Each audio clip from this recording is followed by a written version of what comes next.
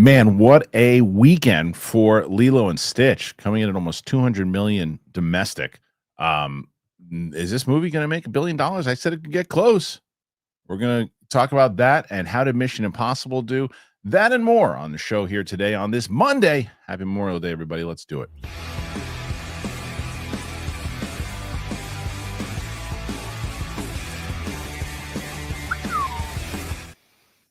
Welcome back, ladies and gentlemen, to the show here on Monday. Joining me on the show every Monday, ladies and gentlemen, John Roque is in there. What's up, Roque? How are you? What's up, brother? Look at the new set. Look at your new set. Have you not seen it yet? I've not seen it. Oh, no, right. You're out last week. You were out. Yeah, it looks good, right? Looks fantastic. It looks really good. So I'm excited about that. But I'm also excited for us to talk about these numbers. How about Lilo and Stitch, man? I mean, come on now. I mean, holy moly, what a number it did. And I don't even know what it wound up doing yesterday, or what it's going to wind up doing today, rather. Yeah. Because it's still, everybody has off today. So rather than cannibalizing each other, Disney's live action Lilo Stitch and Mission Impossible Final Reckoning have both taken the box office by storm. The result is now the best. I heard that grunt, and I think I'm sharing that with you. The result is the best Memorial Day weekend ever at the domestic box office, with all movies grossing over 322 million, beating the previous record of 314 million set in 2013. Disney is the king with Lilo and Stitch, grossing 56.3 through the first 3 days overseas, while domestically it has gone way past expectations, up to 142 to 144 for the 3-day, and headed towards a 175 to 180 million for the 4-day. Over at Paramount, Mission Impossible: The Final Reckoning is doing the franchise proud, with the film domestically tracking for 63 million 3-day at a 77 million 4-day opening weekend haul, beating the 61 million start of Mission Impossible Fallout. Overseas numbers are trickier because the film opened last Saturday in multiple markets. Thus, its overseas gross is up to 75.9 million through Friday.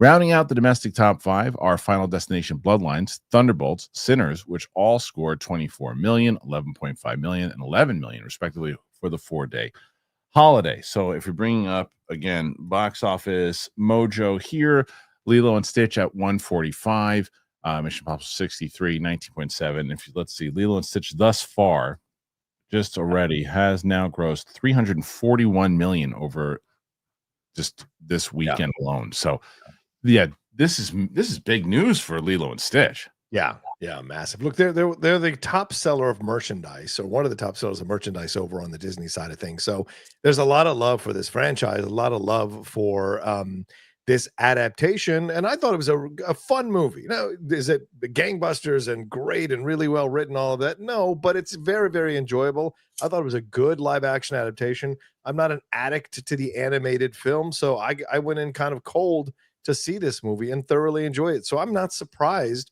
because there's already such a massive built-in fan base for Lilo and Stitch, that it did so well. And look at how much that Lion King movie made, 1.6 billion. And it didn't do Lion King. I was just saying the Lion King. Even Mufasa, even though it didn't start strong, kept making money. John, I've said it a million times. There is nothing, as a dad, there is nothing for kids to see in the theater right now. And Minecraft was the last thing. And with all the craziness that was going on there still, and that movie still almost made $1 billion, there's nothing that families can go and see. This is something families can go and see. And Sam, who never goes to the movies, was like, I'm taking my daughter to go see Lilo and Stitch. She went to go see Lilo and Stitch with her daughter. They went because her daughter grew up with the movie. I was with you. I had never actually seen the original. Oh, okay. And I wanted to go in fresh, not knowing. I liked the movie a lot. I thought it was warm. I thought the little girl was fantastic. Yes, she was. I just watched the original. I put the reaction to the movie up today, actually, with Tina. She had never seen it either. There was a lot of things that I liked that they changed. There was a lot of things, or added, I should say. There are some things that they like. I think that, are you pretty familiar with both? Yeah. The Galifianakis stuff, what they did with the character, I wish they would have kept what they did with him in the original. Right. I think it worked better. But either way, I really liked what they did overall. That was one of the best adaptations they probably have done. Yeah, especially coming off of the disaster that was Snow White overall. What Snow White did, Disney's got to be pretty happy right now. I think so. And, they're in a position now. I think they've already crossed a certain amount here overall for the year. I think they're ahead now, box office wise. So that's another positive for the box office numbers.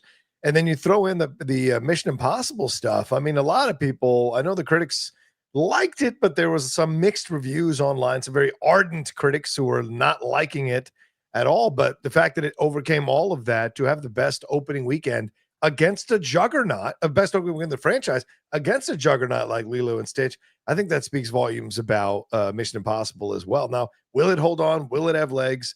I don't know, but Lilo and Stitch, clearly that's $1 billion movie. That's absolutely, might even by the next 2 to 3 weeks before the July madness begins, it will have probably crossed $1 billion. Almost 400 million already. Yeah. It's almost 400, and after today, what it's going to make. I think Mission Impossible is in trouble, to be honest. No, you mean overall? Yeah, coming down. Yeah. This report, I think this report's misleading. Okay. I think the movie cost almost $400 million to make. Yes, that's the difference. With did it do well for an opening? Yeah, if it's a budget of $150 million, it's a great weekend. Right. $400 million. And people are like, oh, the reason why. I don't care about the reason why. All the reason why is it could make total sense. Mm-hmm. But it doesn't change the fact that it costs $400 million. Yeah. And when you have $400 million, you have to make at least 800 to break even. Yeah. So now is Mission Impossible going to make 800 million with all this other stuff coming out? It is not. It's too long. There's no way. It's good. And it's not great. It's good. It's a fun movie to see in the movie theater for sure. Yeah. And I recommend to people, if you're going to see it, you should see it in the theater because it is the reason you go to the movies. There's no doubt. But it's not that it's got problems coming up because the drop off in the next week, and then you have Ballerina coming out. You have all these different movies that could compete with you. I mean, right now, again, let me do of what's coming out on the I think following week. Like it's not gonna the numbers of the numbers, like you said, Lilo and Stitch.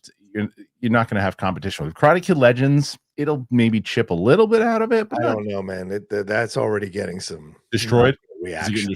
I'm going to see it tomorrow. You are? Yeah. I'm waiting till Wednesday because it comes out right down the street. So it's closer to just go on Wednesday. Yeah. So maybe I don't know. Cobra Kai fans, but my point is, it's not really going to do much damage to Mission Impossible. No. I Ballerina. I wonder how Train Your Dragon is going to do, which is on June 13th. Yes. How is that going to affect some of the Lilo Stitch numbers or some? Yes, it will. Yes, it will. Because that's another movie that's going to be the family movies are going to be running the roost, if you will, by June 13th. That and I think it's even going to, because of that, it's going to start to shift Mission Impossible out of there even more so. Now, if it's just Lilo versus Mission Impossible, fine. But if it's How to Train Your Dragon plus Lilo, those two movies are going to be running the box office. Right. And then once you get to June 20th, 28 years later, again, a couple chunks out of Mission Impossible. June 27th, F1 will probably take some chunks out of it. So and then it's dead in the water once Jurassic World shows up on July 2nd. But it really has to make money, more money, and low drop-offs. Because look what happened to Thunderbolts. You and I both said, Thunderbolts, it's all about week 2. Week 2 is not good for Thunderbolts. Right. No matter how much they made the name change, it didn't do that well. Didn't do it. 40 million. What is it? Made over 360 million so far, and it cost almost $200 million to make whatever too. So it's probably going to be a loss.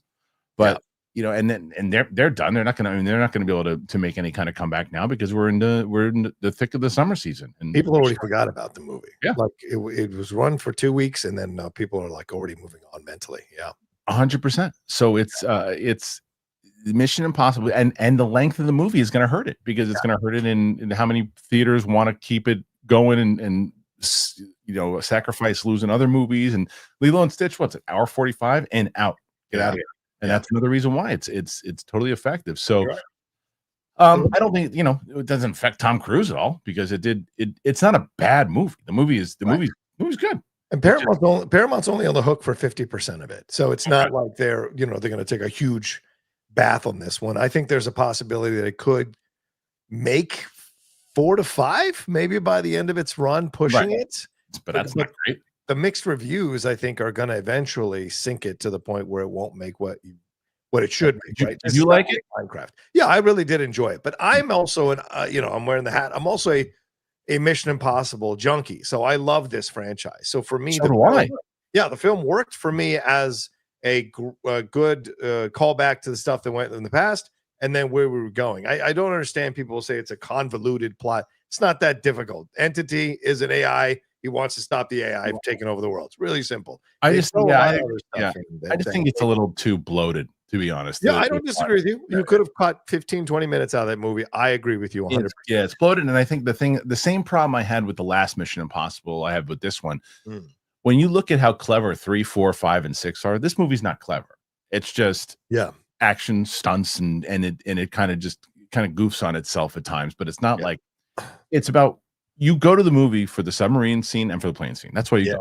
You go for those two scenes and you will not be dissatisfied by those. But as far as clever, it's just not. I've been waiting for let's get back to that. Oh, okay. And then even the face thing wasn't there as much too. They always was using it as a goof. But either way, the movie still had a nice opening for what it was. It was like watching one of the old Star Trek films when they get to 6, where it's like, this is just let's hang out with everybody and have some fun. Yeah. Whereas the earlier installments were much more Mission Impossible, were much more tighter, leaner, and more intelligent in their approach.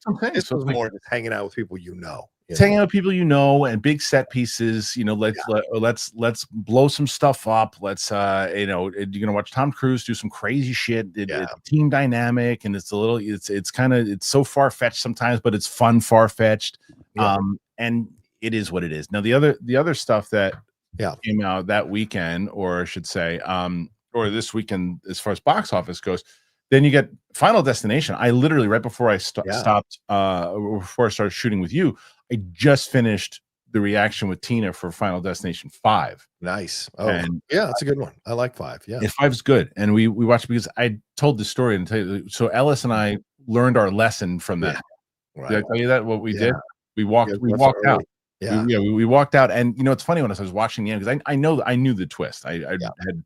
It's been 14 years, whatever. But I was trying to figure out. First of all, I didn't remember hardly any of the movie. I remember the gymnast thing. I don't remember any of the movie. And then when there's one part that happens, and I'm like, I have 100% never seen this, and I didn't realize how early we left. Yeah. And then something happens at the very, very end, and I was like, oh, okay. But either way, that movie, Final Destination Bloodlines, $187 million so far. Yeah. What was, let's see, Bloodlines? It's I think it's the highest grossing already from the beginning, like the first couple of weekends, highest grossing Final Destination film. The movie cost $50 million. Yeah. Of course. It was on the screen. These aren't top tier acting talent that we have in this movie. Did you see Bloodlines? Yeah, I saw Bloodlines twice. Oh, really? So you really liked it? I like that's my horror franchise. Oh, okay. Because I love the film. Okay, so you really liked it. Yeah, I liked the film. I thought it was a good film. I heard it was good. Not a great film, but I thought it was a good film. Not gotta be better than 4. 4 was terrible. 4, The Final Destination is terrible. It's really bad. It's really bad. This one worked, but the opening is what's the best part of this movie, and Tony Todd's cameo. Those are the best parts of this movie. I think for me, some of the acting was a little middling, and it didn't quite get to where it wanted to get to. But the kills were so much fun, especially the hospital one. Oh my God. Don't tell me. So, okay, well, listen. What do you guys think of the box office here? So let us know. Were you surprised that Lilo and Stitch did the kind of money that it did? Do you think it'll make $1 billion? Were you surprised that Mission Impossible didn't do more? Do you think it was just fine? Put your thoughts in there. Let me know. Okay, before we get going, because we have other things to talk about here, I wanted to tell you guys about both Trade Coffee and Factor. I really hope that you want to support the show. This is how you do it. But this is some great stuff here with both Trade and Factor. I drink Trade every morning. I'm doing Factor, helping myself eat healthy, and I'll tell you about both of them. I've really been making fitness a priority lately, and I want to make sure that my nutrition is part of that. So I've been getting Factor, man. And Factor has chef-made gourmet meals that make eating pretty easy. They're dietitian approved, and they're ready to heat in 2 minutes, so you can fuel up right then and there. No matter what life throws at you. The great thing about Factor, it arrives fresh and it's fully prepared. It's perfect for any active, busy lifestyle. I can tell you it's been an absolute lifestyle changer for me. It's got over 40 options across 8 dietary performances on the menu each week. It's easy to pick meals tailored to your goals. Factor can help you feel your best all day long with wholesome smoothies, breakfast, grab-and-go snacks, and more add-ons. You can reach your goals this year with ingredients you can trust and convenience that can't be beat. So you want to eat smart with Factor. You get started at factormeals.com/factorpodcast and use the code Factor Podcast to get 50% off your first box plus free shipping. That is code Factor Podcast at factormeals.com/Factor Podcast. You get 50% off plus free shipping on your first box. Factor. I'm always excited to talk about trade coffee. Coffee's not just a drink. Honestly, it's like a ritual. It's a lifeline. It's the bridge between when you're half asleep and you're ready to just conquer the day. I know it is for me. And if it is that essential, why do you want to settle for anything less than extraordinary? That's where trade comes in. I love trade so much. It is part of my routine every morning. It is the #1 U.S. coffee destination. It brings you fresh coffee from over 50 of the country's top roasters. Trade's prices are on par with grocery store brands, but the quality, though, it's for me, it's next level. Plus, you are supporting local roasters. It really is a win-win. If you're headed out on summer vacation with Trade subscription flexibility, you can pause it, you can shift delivery when you're away, and resume when you're home, ensuring that you're going to get the coffee. I swear by Trade coffee, guys. You know I do. If you've been watching my show long enough, you know that I can't shut up about Trade coffee. I love them. I love the different qualities. I love the fact, I love the quantity. I love the taste. I love the smell of it. I love Trade coffee. Right now, Trade is exclusively offering our listeners 50% off your 1-month trial at drinktrade.com/Christian. That is a deal. That is drinktrade, TRADE.com/Christian. Get 50% off for your 1-month trial. drinktrade.com/Christian. Really happy that we have both Trade and Factor. I love them both so much, and I really hope that you guys are able to check them out, get them. The links are in the description for both. John, did you watch Last of Us? Yes, I did last night. Yeah. Okay. So I guess we're going to read an article that could have spoilers in it for people. So just want to give a warning, especially if you're on the Clips channel. Yeah. Check it out. The Last of Us season 2 finale teases big season 3 changes. Okay. And so this is, though one brief sequence was new, the second season finale of HBO's The Last of Us maintained its fidelity to the game, and in doing so teased the massive change to the status quo coming with the upcoming third season.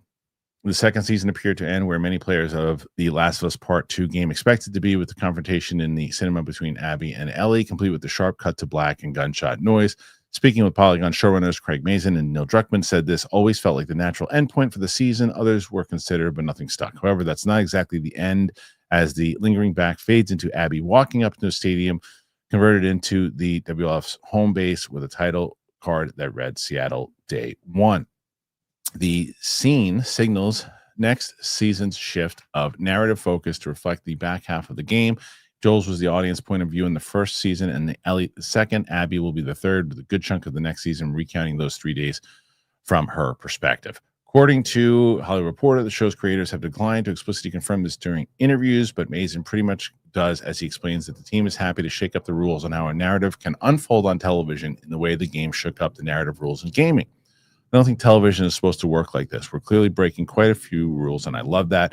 And I love it because that is the point. It's not something we're doing as a gimmick. The point of this story, and this is looked from so many different angles in so many different ways, is that the entire concept of the protagonist is flawed. The entire concept of the villain is flawed. Our way of processing the world through heroes and villains is a mistake.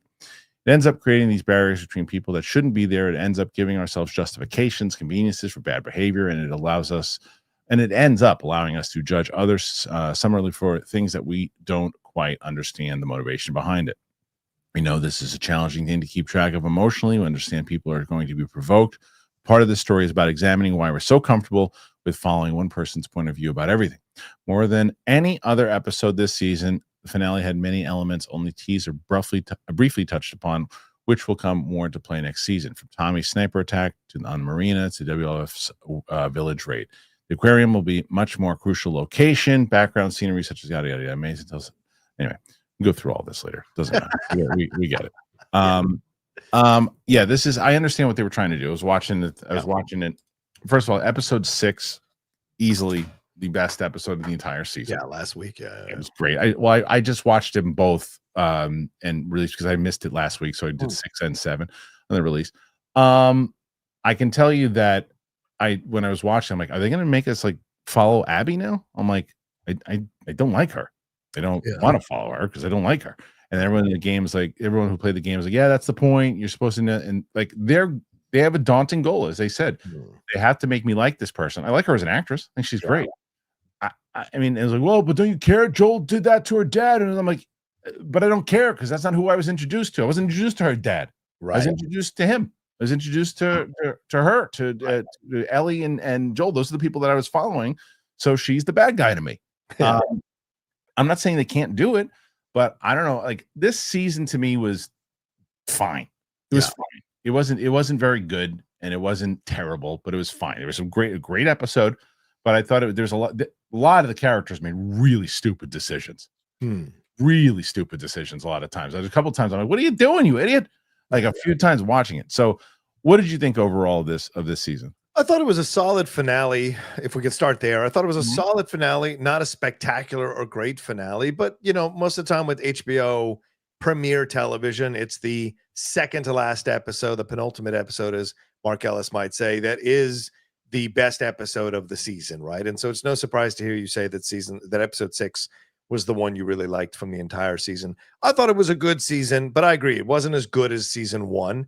And what's interesting now as we go into season 3 is something you brought up, the shift in focus, right? And they knew ahead of time, if we're going to do this, we need to get an actress that has a proven track record of being someone that people enjoy watching. She has that Netflix miniseries that's up on Netflix now. She was the lead in a few series recently. So Caitlin Dever is someone who is growing and growing and getting bigger and bigger. So you move the focus over to her. And of course, people this year, you can't deny that people this year kind of turned on Bella Ramsey a little bit, some of the fandom. Some people weren't happy with her. So in a way, it has kind of inadvertently helped them to make this switch season 3 a little bit more easier. I think people would be more upset if it was like they were moving away from Joel, if they had kept him alive, to focus on Caitlin Dever. I think people would be more upset. But the fact that they're moving away a little bit from Ellie to focus on Caitlin is good. But yes, the season overall, enjoyable season, some really good moments within the season, but not as strong as the first season emotionally, writing wise, or direction wise. And so there's lessons to be learned. And I think season 3, they're going to have a much more stronger story to tell. And I think you're going to see the best of their stuff again here in season 3.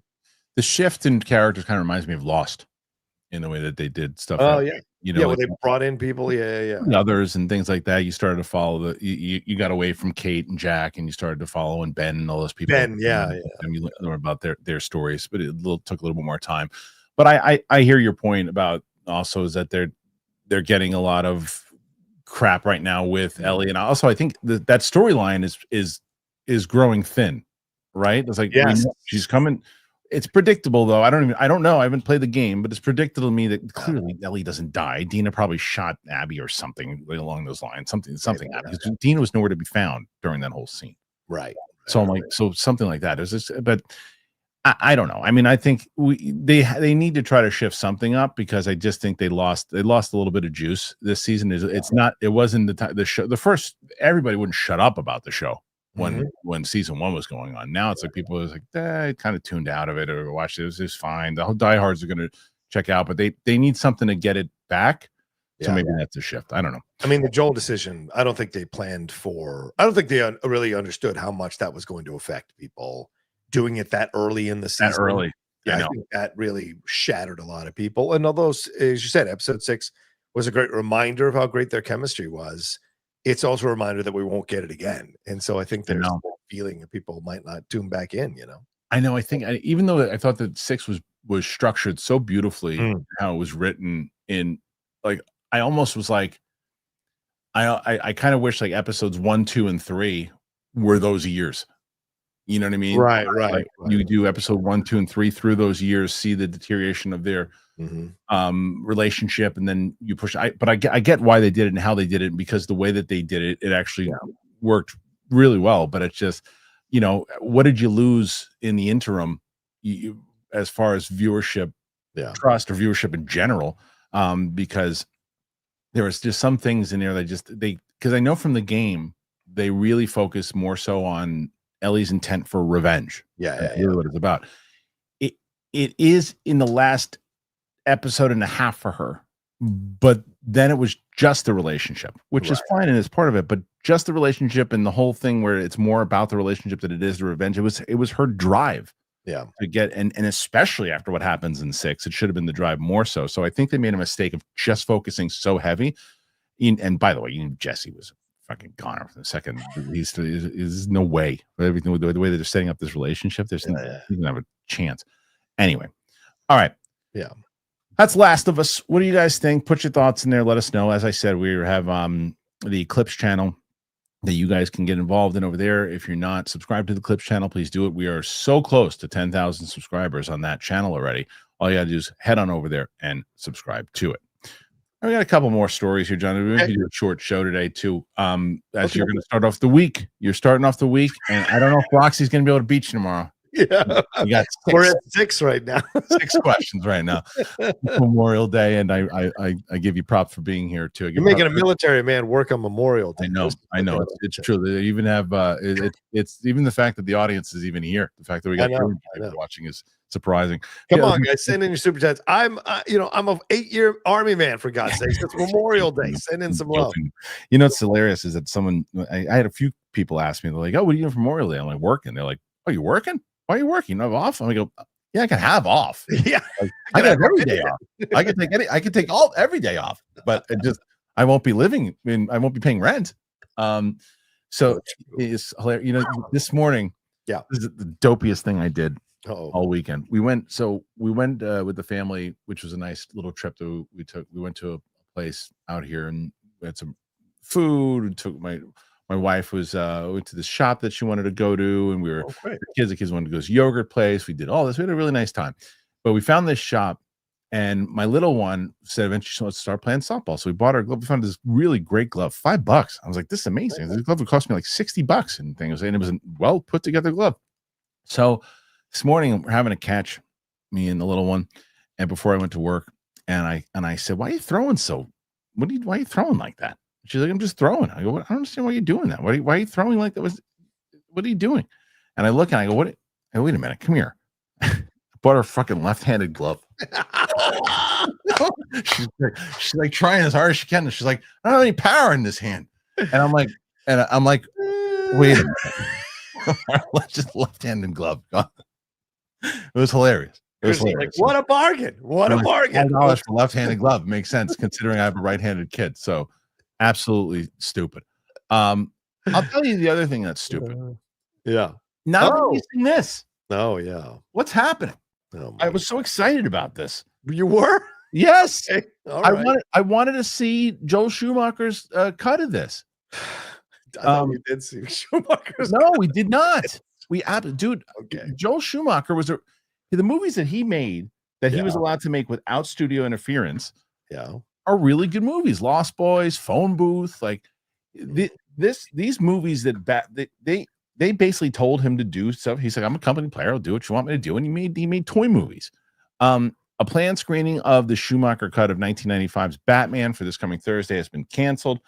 Website and YouTube channel 1995 Batman, which is dedicated to the Schumacher directed future. That's hilarious. There's a full channel directed. It's just that. All right.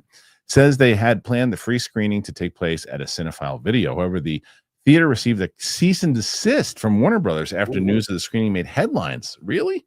The site says the management did the best they could, but they had no way to fight it and had to cancel the screening. The theater weren't making money off showing the working, but it's clear that Warner saw things a bit different. Boo to Warner Brothers for doing this. Boo. In 2023, select viewers in the U.S. got a chance to see the original version of Batman Forever, the rough cut, which requires a few $1 million worth of further work in visual effects and musical scoring, clocked in at 158. It reportedly boasts a more deliberate pacing and a deeper exploration of Bruce Wayne's psychology. Response to what was shown has been positive. Screenwriter Akiva Goldsman saying back in 2023, in the wake of Schumacher's passing, releasing his cut would be a nice way to honor him. I think he would have appreciated that. Warner has made no indications of plans to finish and release the director's cut of the film. You and I seem to be on a very different page about this. Yeah. It's like, come on. First of all, why are you doing this to the theater? Because they're Warner Brothers. They're So lame. That's so lame. Yeah. That is the definition of shit studio stuff. Who cares if you're showing the Joel Schumacher cut to a bunch of people? Cease and desist. Eat my balls. That is so lame. That is so lame what they did there. Look, I get it from a certain point of view, and if I can present it, it's that they are very burned from the Zack Snyder situation. Sure. You know? I'm not putting money into it, but the last thing they want is to create another groundswell of people who are like, release the directors. I mean, they've been fighting the Ayer cut for years, that battle with David Ayer saying there's a better cut of Suicide Squad, which is nonsense because Cara Delevingne is still in the movie, so give me a break.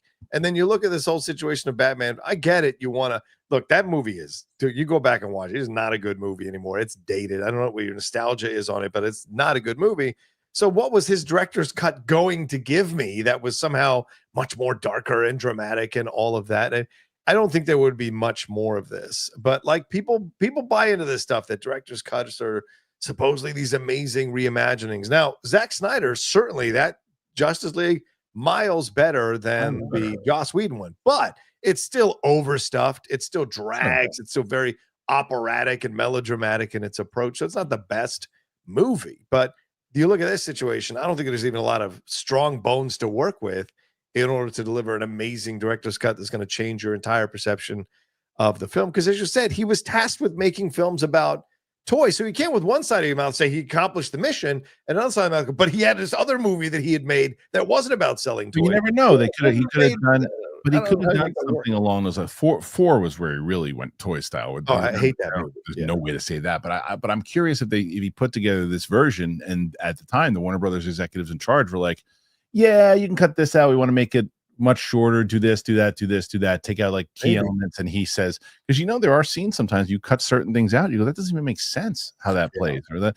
So I would be curious just to see it. Sure. Like I said, first to counter what you said, I do understand them going, hey, wait a minute. I don't want to do another whole thing here where there's this whole movement on the Zack Snyder stuff. The Joel Schumacher cut is not going to get the same kind of no, you're right. That the Zack Snyder thing is going to get, because it's still Zack Snyder's still relevant to that, especially at the time with DCU and trying to carry it out.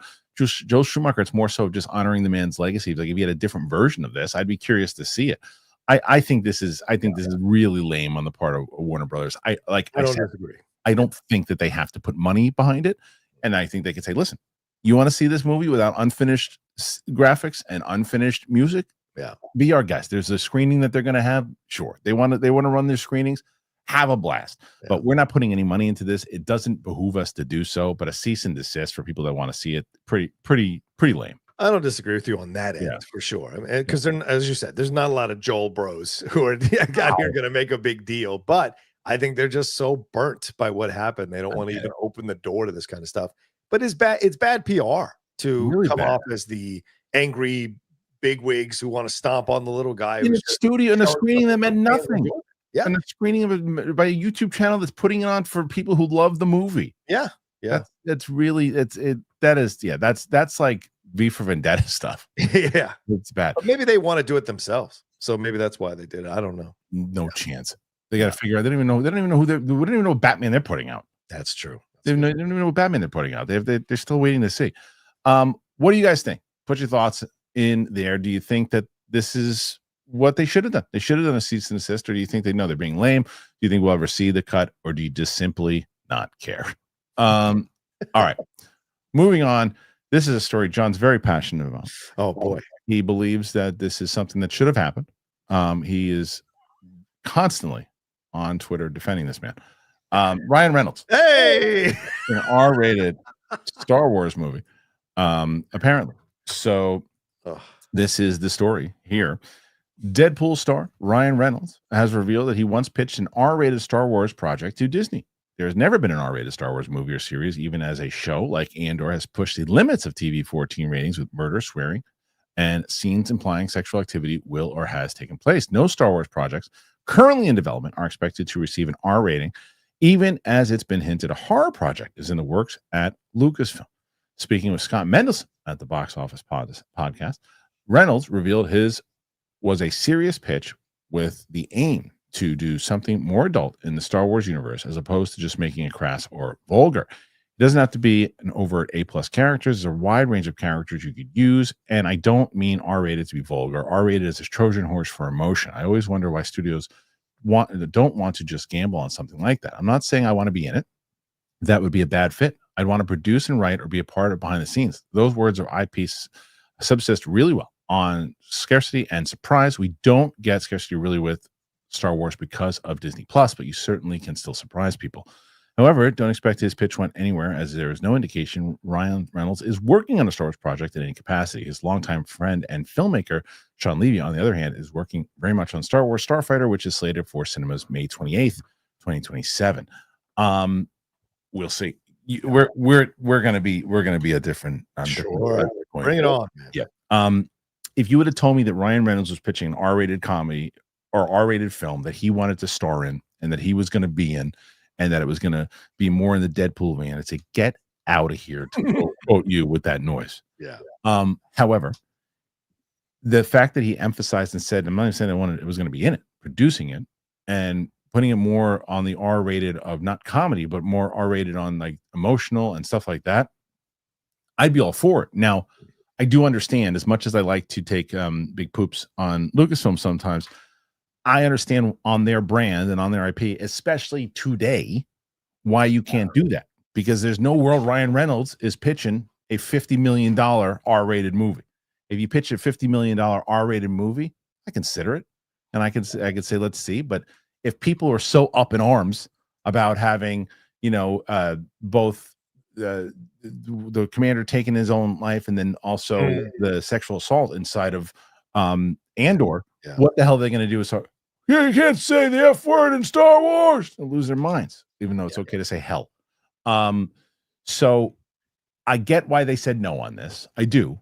Yeah. But I also like the idea, as I've said many times over, where I always push back on people now, like, well, Star Wars doesn't have this. Star Wars, it is time now. You and I have always talked about the way to succeed in any business, if your business is not going the right way, is to pivot. Yep.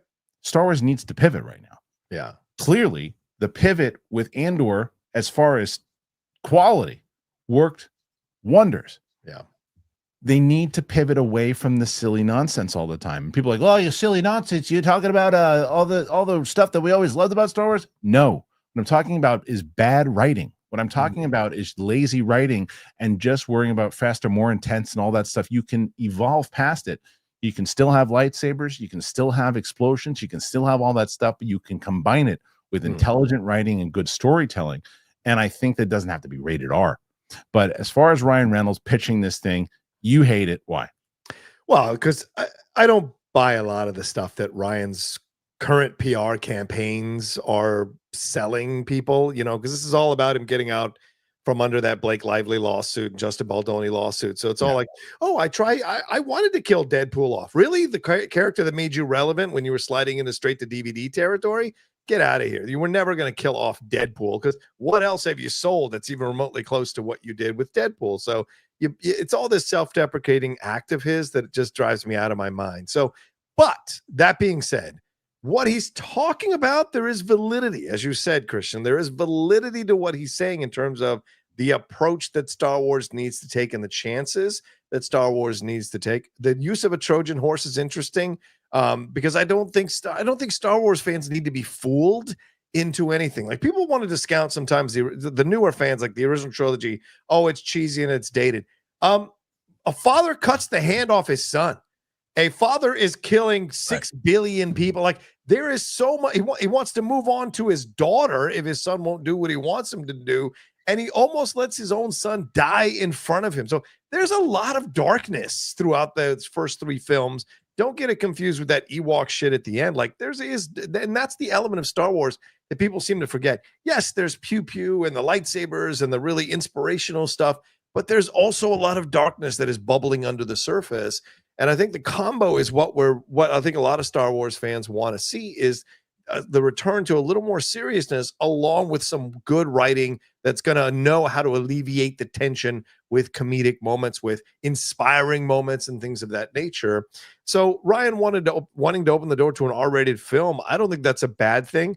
It's what is it going to be about and where is it going to go? Right. And I That's want to see that's what everything, Tom right? Levy does with this. But yeah, that's right. But that's everything. And also, I don't know if it was this story, but I was thinking there was something that you and Jeff broke a long time ago, and I saw Collider say, "Well, the Deadline and Hollywood Reporter said," and I was like, "No, they didn't. It was Roca and Snyder." Oh yeah. But there was also something about you guys called it a long time ago that Avengers was going to probably be pushed for sure. Oh yeah, we knew And I that. wondered, and I was thinking when we were talking about this the other day, if it was going to affect Starfighter, and it won't, because that's a May thing. There's also another movie supposed to come out in December that is an untitled Star Wars movie that won't be coming out at that time. Now that Avengers is coming out for sure, but I guess we can kind of dive into that in a second. Before we do, guys, what do you think about this as far as the rated R thing goes, as far as the direction of Star Wars in general? Should they start to take bigger swings like this? Is Ryan Reynolds on the right track? Should they do something a little bit more adult? Should they stay in the right adult thing? Because someone had asked, like, did Andor do well? Is anybody watching Andor? Andor season 2 achieved a new weekly high in viewership on the Nielsen streaming charts. 721 million minutes watched on Disney Plus during the week of April 21st. Season also received widespread critical acclaim, with Rotten Tomatoes giving it a 98% ratings and recording 5 consecutive episodes with ratings of 9.5 or higher. So the answer is yes, people were watching, and a lot more. So they should be paying attention to that, I think, and continue to do stuff like this. We'll see. Ahsoka will probably just be like, "Hey, what are you doing over there? Monster! Shoot the monster! Oh, hey, it's Anakin! Yay! Nostalgia." Okay, so let's get to this. Avengers. Yeah, it's the release now. That's the reason why the shift is sparking speculation. When we talked about this on Capes and Cows, but I want to talk to Roca about it. Following Thursday's news that Avengers Doomsday and Avengers Secret Wars have been delayed 7 months, each to December 26 and December 27, respectively, the fallout of that seismic shift is only starting to be felt. Disney and Marvel indicated at the time the delay was to allow more time to execute a gargantuan vision. Interesting, the reaction from Marvel fans on social media overall has been one that's been fairly understanding. With such a short amount of time between the start of production and release for the films of the scale with their major post-production needs, 12 months seemed highly ambitious, if not right, ludicrous. The gap is now 19 months, which is more typical for an event blockbuster. More concerning for fans going by the reactions is what this means for Spider-Man Brand New Day and X-Men will have a knock-on effect of delaying those titles, especially with Marvel subsequently yanking 3 untitled Marvel film release slots off the slate on Friday. Interestingly, Marvel did leave 1 untitled film release slot open for July 23rd, 2027. The 4th Tom Holland-led Spider-Man is currently slated for July 31st, 2026, meaning it will now come out before the events of Doomsday now, rather than being the Marvel film release between the 2 Avengers. As reports indicated, it is mostly a standalone work, and with Holland not expected to appear in Doomsday, it should mostly be unaffected by this date change and thus could stay where it is. As is, the time between Fantastic Four, First Steps, Spider-Man Brand New Day will be the longest gap between MCU films released since the pandemic induced 2-year gaps between Spider-Man Far From Home and Black Widow. The events of the Avengers expect to heavily impact the new X-Men film, which may not show up until 2028 at this point. However, we'll find out more in the upcoming weeks. All right, John, spill the beans. What are you hearing? What's going on? The Spider-Man film, I think, is going to stay where it is, because I think the Spider-Man film is going to set up other stuff that we're going to see in Doomsday. Sorry, that's what it was, by the way. It was the Spider-Man one. They said that that Deadline was reporting, or Hollywood Reporter was reporting, that she's playing the daughter of Tobey Maguire. Yeah. They're saying that. We broke that on the show. I did specifically. You did. Continue. Sorry. But got no credit because I'm not in trade. But yeah, this whole situation to me is interesting. And like you said, Jeff and I knew months ahead of time that they were going to push this thing, because it was madness to think they were going to do it in 12 months unless they used AI. And they were never going to do that for the PR hit they would take. So I also think that maybe the story wasn't fully done either, Kristian, because I think if you've got a script that you're ready to go and you've got everybody lined up, why are you waiting so long? So I think this has been in process for quite some time, and now they're finally shooting and all of that. And There's still people they're trying to sign. There's still people they're trying to put together. So I do think this is a smart move by them. I think they want to own December and see how that goes with both of their films. And I do think X-Men does get pushed to 2028. Now, it was supposed to come out 3 months after Secret Wars, because we're going to get all the X-Men introduced in either Doomsday or Secret Wars total. So I think that's what you're going to see there. But I mean, Jeff broke on Hot Mic on Thursday that they're still casting people because apparently Ghost Rider is apparently someone they're looking to have in the movie. And some reports over the weekend were saying they're talking to Ryan Gosling about being Johnny Blaze and bringing him in to be Ghost Rider for Doomsday. So this is interesting situation. You want to talk about a Paramount film or a Mission Impossible film that's $400 million? This is a $500 million film already, and we haven't even gotten into Secret Wars. Like, God knows how much that's going to be with all the people. Aren't they going to shoot both back to back though? Yeah, well, but how many people are they adding? That's what I want to know. How much is this a $1 billion production? I guess is what I'm getting at when you combine both movies and what they're going to spend. You know? Yeah, and the question is, can you, if you make both movies for $1 billion? You know, the risk is obviously monumental, but but the payoff is, you know, a $2 to $3 million profit. But I think that's why they yanked those films off as well. It's not just about narrative; it's about saving money. And Iger made it really clear. I mean, especially when you look, if you're Bob Iger and look, Thunderbolts is a good movie. No, we didn't make money on it. Yeah. Or you just do what we've been talking about here, which is stop spending the kind of money. Like, there's no world. Look, I liked Thunderbolts a lot. Yeah. If the movie did cost $200 million, shame on you. There's no, you can't spend that kind of money on these movies. Yeah. And you can't. It's like, I get taking the risk at an Avengers movie. I really do understand it. I don't like spending that kind of money. But I think, I don't like the fact, I definitely don't like spending that kind of money because I don't have that kind of money. But I don't like, see left-handed glove. Right. Exactly. I don't like spending $5 on a left-handed glove. But what I'm saying is that, like, I see that in general, but I'll understand it. Like, I get it. You're gonna make a $200 million Marvel movie with the Avengers. You get Downey back, or you know, or whatever, $500 million with all that. I understand. It's more of a sure bet. Yeah. Spending $200 million on a Thunderbolts movie. Yeah. Spending, you know, these kind of the kind of budget they're making. Look at, I'm always using Kong and Godzilla as the example. The movie cost $120 million to make. And because they didn't have super high price talent, they had good talent, not high price talent. And they didn't break the bank. And that's what these studios really should be doing. And they're pulling back on some of this streaming stuff, pulling back on some of these things. I don't think, I'm hoping there was a report on Comic Book Movie that came out, we talked about on Friday, about all the remaining shows that are coming out and movies. And I think I had, as far as ranked to what I wanted to say, I think it was Superman, Peacemaker, Fantastic Four, Wonder Man, and then I can't remember what the fifth one. Ironheart. I don't care about Ironheart, and I don't care about this Marvel Zombies. I don't care about either one of those. Now, Ironheart could win me over if it's good, and Brian Coogler actually had a lot of effort with it. I don't think it fares well that they're dumping 3 episodes and then another 3 episodes. Yeah, I agree. Yeah, and an Andor situation. Yeah, I just don't think the character, Riri's character, hit the way that they thought that she would in Black Panther 2. Yeah, and I think it's going to wind up being one of the, it's going to kind of be like Echo. It's going to be here and then it's going to be gone. 100%. Yeah. Are you looking forward to that one? I'm hopefully optimistic, but that trailer, I liked her. I didn't like Anthony, and I'm just heartbroken at some of Anthony Ramos's choices. Like, I think that kid should be booking better work or better quality stuff, and it's heartbreaking because he's so good.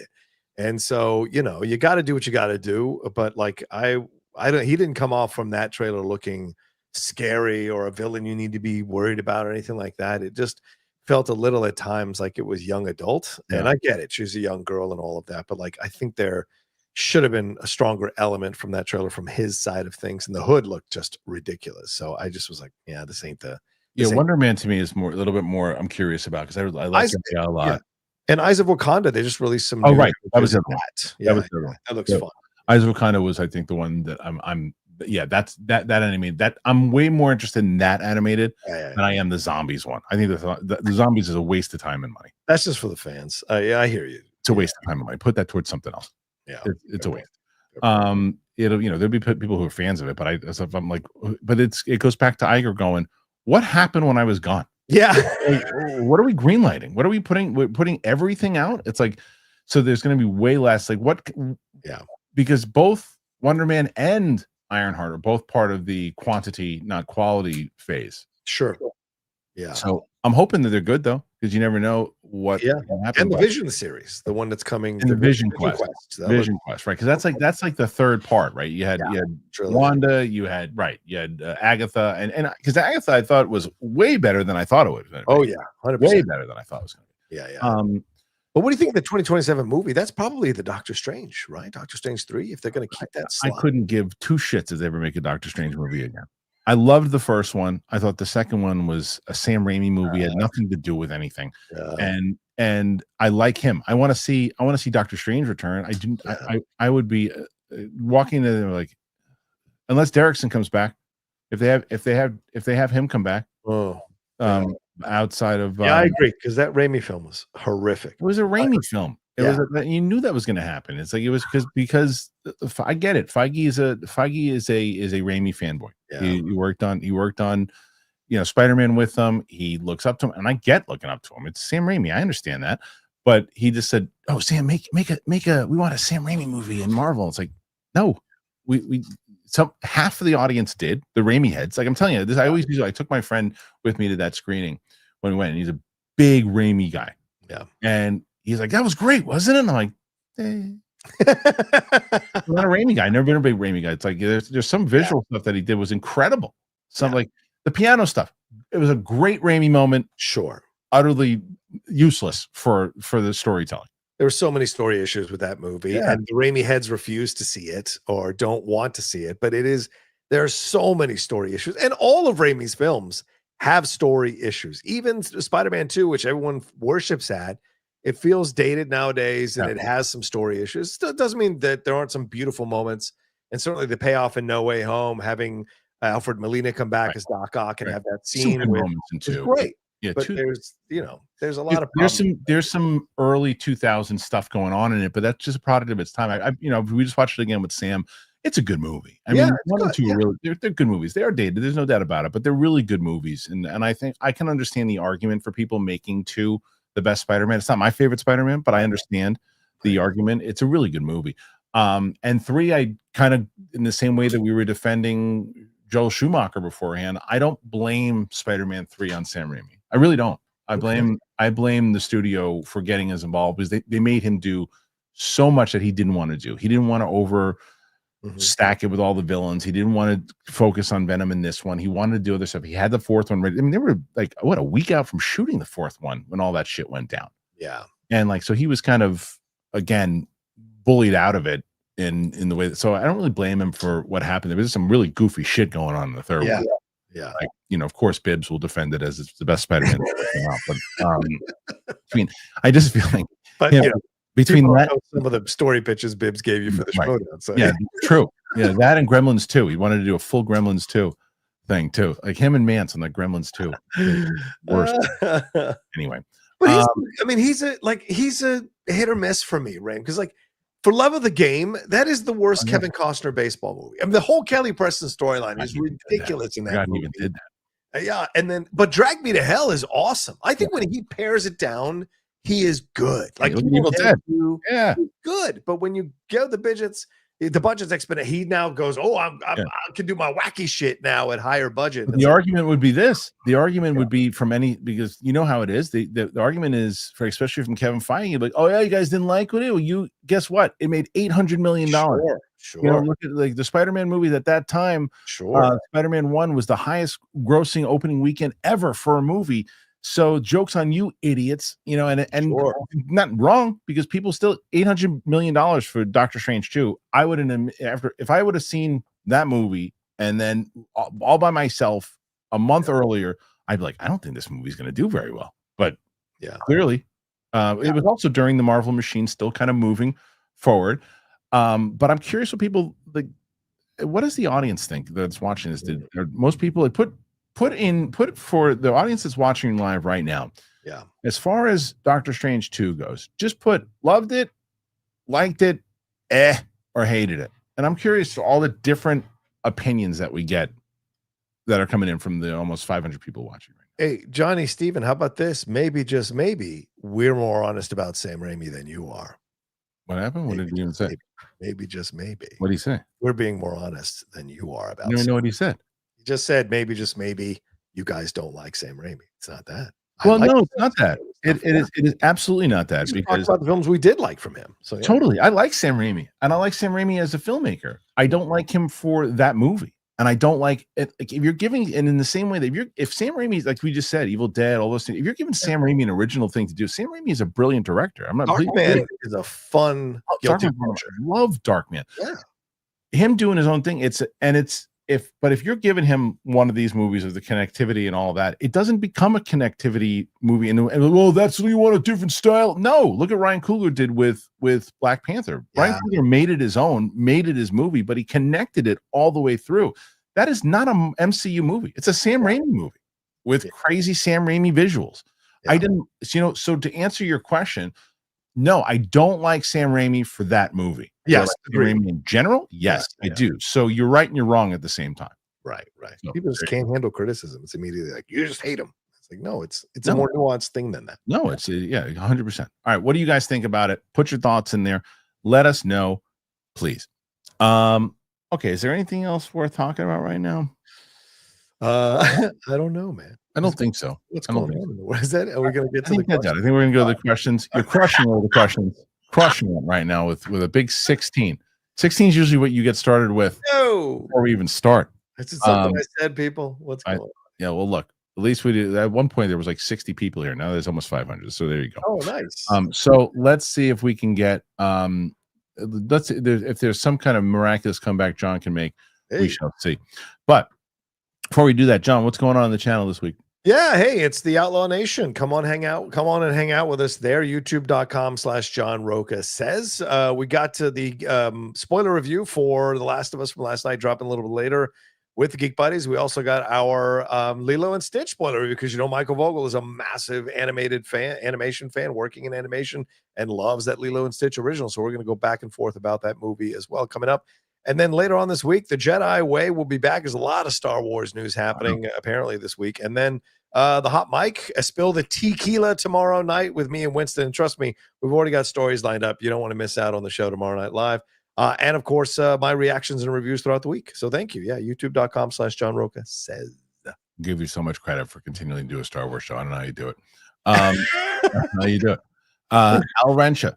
Hey, I watched King Charles dog videos, and they're so funny. They're the best. You've seen these, right, John? What? No, King Charles. My God. I got to show the King Charles video. This is how you have not seen the King Charles videos. I have no idea. I know who King Charles is, but so King Charles. No. So basically, how many of these do I have? I think I only have one in here now. Get rid of the other one. King Charles. Oh no, I have it. So it's basically, you must have seen this dog that is like this whole roost of dogs. And there's this one dog is fighting, he's causing shit with a whole bunch of the other ones. Oh, that video. I did see that video. The dog comes over and he just basically just bitches the dog and says, be quiet. Oh, yeah, that's the Outlaw on the Schmodown. Absolutely. Yeah. All you yapping little shits. As soon as I get to the house, that's enough. You've seen that. So anyway, we just put a King Charles short up on the channel. So that's how much we love King Charles. Mike Joyce. After the Last of Us finale, I'm Team Abby. Ellie went too far. That's the point. Yeah, I mean, yeah, I think that point is the revenge is going solid, and it's like you have to, it's almost like the dark side of the Force, right? Yeah. But I'm not Team Abby. I'll tell you that. I think Ellie went off the handle, but like I'm not going to just like Abby because she is Caitlin. Like the character itself, the character sucks. The character sucks. And we'll see if they can win me over with her in season 3. But I'm like, no, she got to go. She got to go. Go ahead, John. No, I'm just saying that, the whole point, and Craig Mason said it afterward, that mini doc they do after all the episodes, like the point was to show you was to show the audience what this pursuit of revenge can really lead like, because sometimes the audiences get caught up in wanting the revenge, but don't really realize the ramifications of wanting that much revenge, Right. how it hurts everybody around them. And it was pretty brutal. Great job with that. Yeah.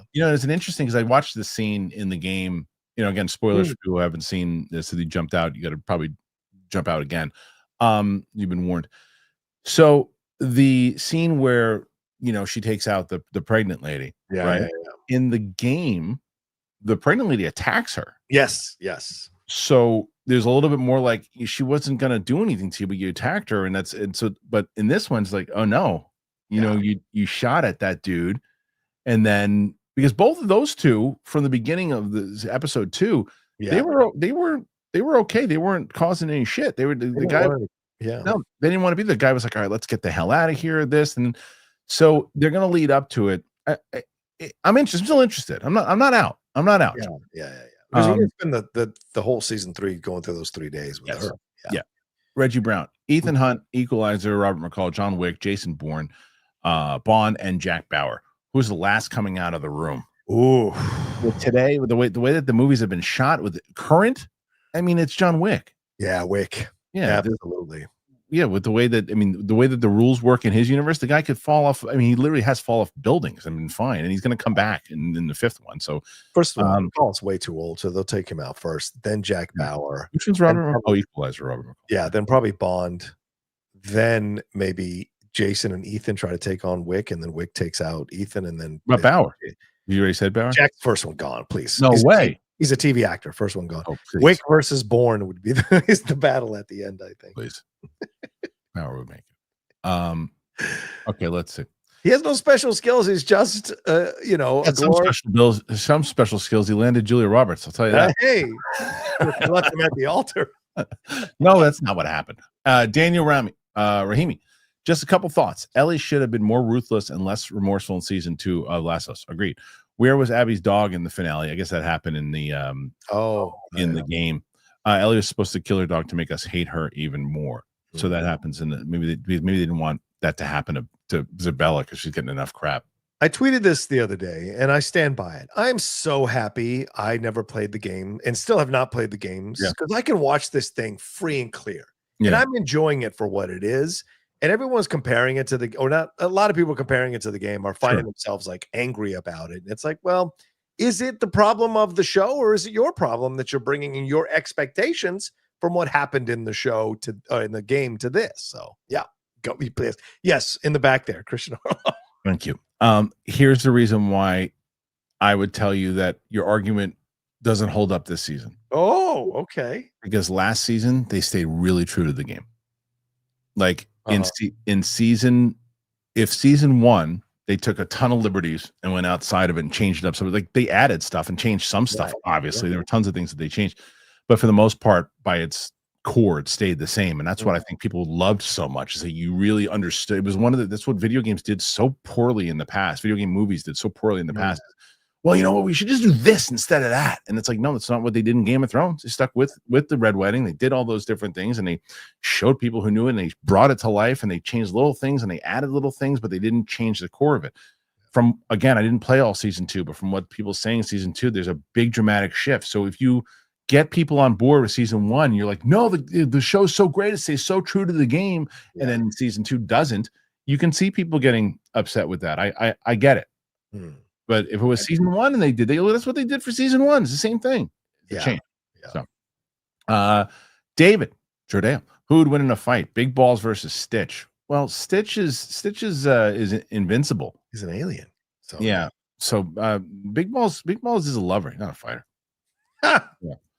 Corn Emperor, support for Roka. There you go. 18, not bad, John. 18. I'm surprised we hit 18. Julius Wyatt, how about Kat saving the Knicks last night? You ain't kidding. I didn't enjoy Lilo and Stitch, sadly. I guess I'm missing something. MI8 was fun. Thanks to all veterans. Yes, thank you to all veterans. Really happy that John was able to join us here today. But yeah, I mean, the Knicks in general, like they lost that game last night. The season's over. Dude, what a game. I was just like, there's no way they're doing this again because they did it. The Celtics coming back 20 points. I'm like, there's no way. They got to win. Damn if they didn't. I was so shocked. They got to win. They got to win again though. In beating Pacers again. It was if there was 3-0, it was over. No team has ever come back from 3-0. It was done. But 3-1, you never know what can happen. 2-1.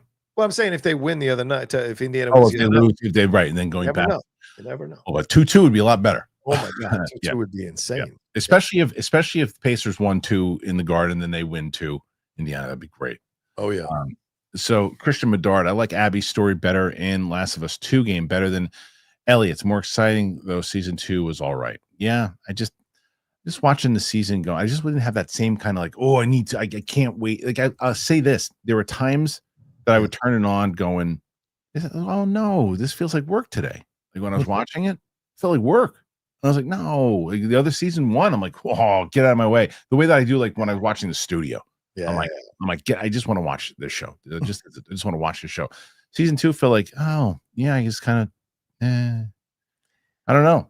Yeah, I think the big mistake, if I can say any mistake they made this season, was they didn't flesh out Abby more for people to care about going into a new season, right? And so maybe they were scared to do it because they would risk like some of the surprises they have, but you take chances with audiences like this, they might not come back to even care about what you're going to do in season 3. And that's the danger. So I think people will look at season 2 differently once season 3 is done. If they're successful with what they're doing with Abby in season 3, people might look at season 2 differently. But right now, I can understand people's issues with season 2 for sure.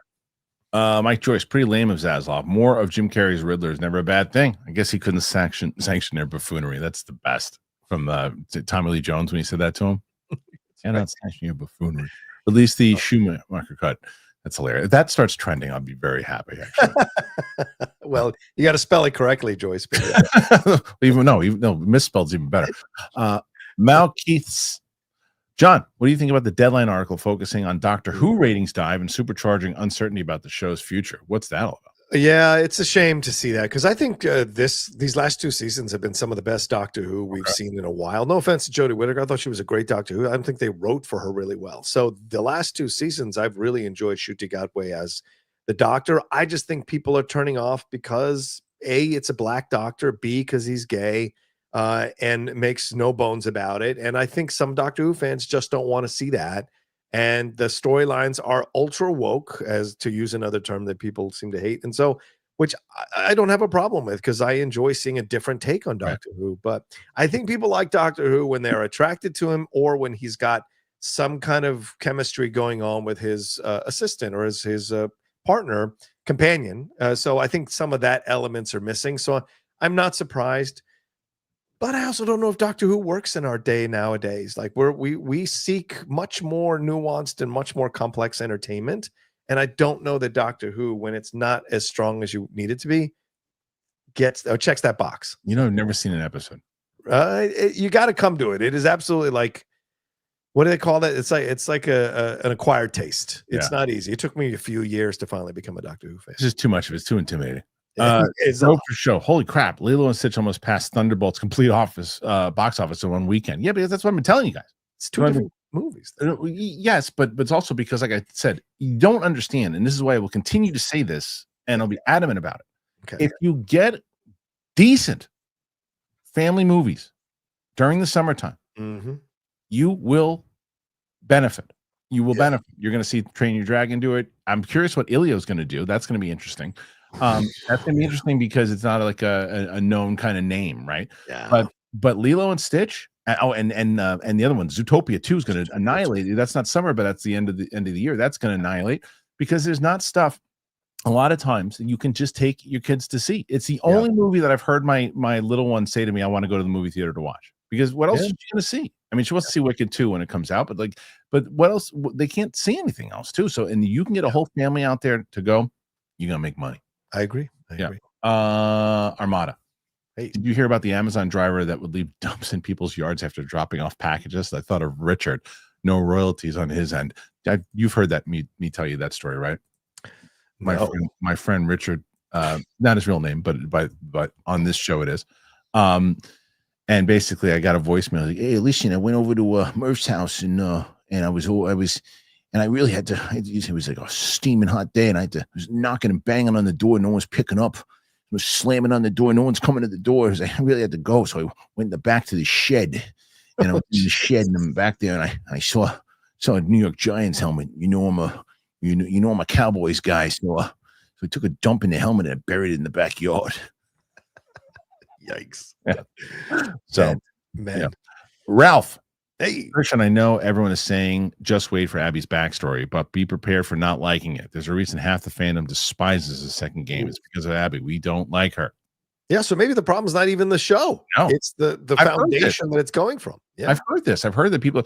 I am not on board with Abby. I'm not on board with what I see what they're trying to do. I see what they're trying. They're going to go, no, just wait.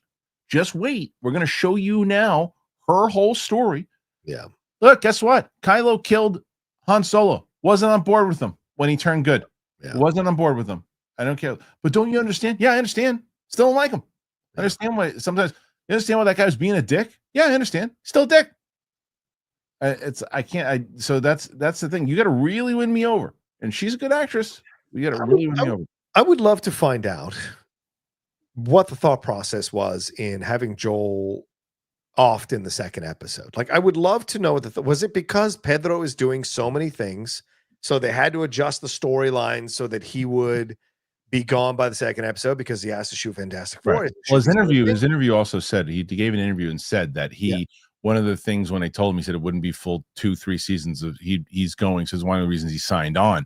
Yeah. But I think that it was also the reason why is to say, hey, look, we need you guys to be on board with this show without him. And we'd much rather do it early than later because here's the thing. If they killed him off in episode 7 or 6 or 7, right? Yeah. And then he's gone. Do you come back in season 3? I don't know, but I would have taken that chance over this chance. Because if you flesh out Abby and you flesh out the relationship with Joel and Ellie a little bit more, explore why they had issues with each other, all of that, and then you lead to this tragic moment where Abby, who's a character that you've grown to like, even though you question her motives, takes Joel out, and we see the ramifications of it all for like an episode afterwards. Then we go into this third season going like, what are they going to do if you do it well? Right. So I think there's a possibility that was maybe the better choice. But again, we'll see what happens at the end of season 3. Mad Sinister Macau. I love how Tom thanks me watching. I love how Tom thanks me for watching before the film.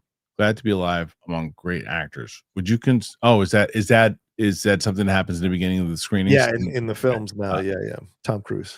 Would you consider, because that didn't happen in the screening for the press screening? Would you consider Cruise and Denzel top 10 all-time actors? I would put them top 10 all-time movie stars. I think Denzel has a better case in terms of actors in top 10 versus Cruise. So I think Cruise is a top 10 movie star, maybe top 3 movie stars ever, Tom Cruise. But like, I don't know that I'd put him in top 10 all-time actors. That's movie stars. He's probably in the top 5. Yeah. Ralph, in game 2, you play as Joel for 0% of the game, Ellie for 40%, and Abby for 60%. Joel's death was done for shock factor, not the story. Be prepared for not caring for it. No spoilers, but asinine resolution. I appreciate that kind of critique. Yeah. He's not being hateful. He's just saying this is what I don't like about the game. It's what I don't like about the show. I'm just I appreciate that in the same way that I think that's, and if Ralph had a YouTube channel, they'd give him shit for saying that. You know what I mean?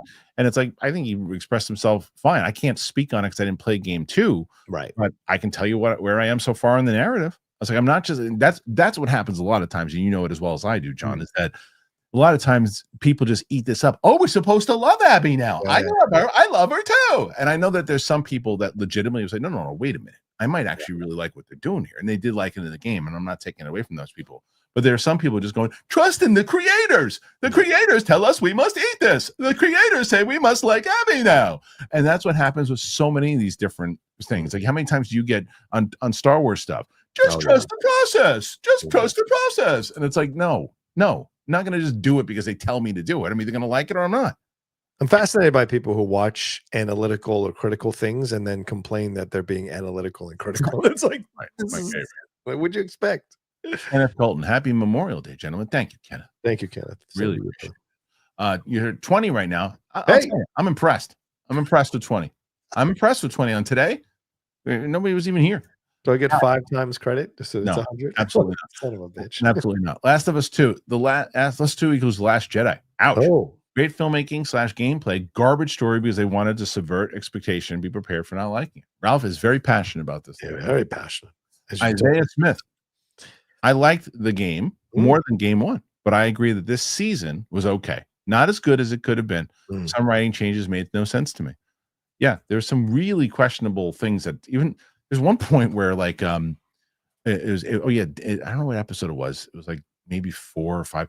Dina's in like that little cage trying to hiding from the troopers, and Ellie just starts shooting and right near the cage. Like, what the hell are you doing?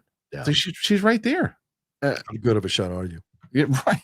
But it wasn't like carefully planned out like this. It was shooting the gun like this, and it's like it was just some silly shit going on a lot of times. And I'll tell you one moment that I did not like in the finale. Okay. It was unnecessary. Okay. I loved when she gets on the boat, and I love when she's just blind rage, just going to find her at this whale thing. I loved that. I thought it was great. Right. She shows up on the beach, and then randomly the scars hang her up on the thing. Yeah. And then they go, what's that? Leave her. Why leave her? Why leave her? Why does it slash and run? Why leave her? Good point. Why not slash and run? Right. You didn't get any explanation. You don't know who she is. She could be someone that just killed your the rest of your village. You don't even know it. She told you that I'm not with them. You're like, what's that? Explosion? Yeah. And it's like, it was like, what was that? That was the only part of the episode I was like, that was dumb. That was just because they couldn't have her go straight there. Yes, right, exactly. Well, the other part is Mason said they wanted to show how these people get so involved in their tribal politics that they even corrupted their children. Fine. But it's like that's where it starts to become: are you using this? Are you manipulating the story to make a point, or are you following organically where the story is supposed to be going? And but even that, you can show that with the kid. Fine, but find me a better way how she gets out. Right, not explosion. Cat sees a string and starts slapping at it. You can't. That it was a terrible way for her to get out. Why not leave her just hanging so she eventually dies anyway? Right, or left it that way. Or something happens and they get scared and they just run off as opposed to leave her. Why would you leave her? Makes no sense. Mad Sinister McCall. Dad and I watched Havoc. He kept complaining those guns don't hold that many bullets. What is the complaint that people make movies that annoys us? Oh man, what was it? There was one that Sam did that I thought was hilarious. I can't remember. She said something. She's like, "Oh, that's not real." I go, "But the guy turning into a big green monster and breaking stuff was." You asshole. It was fun.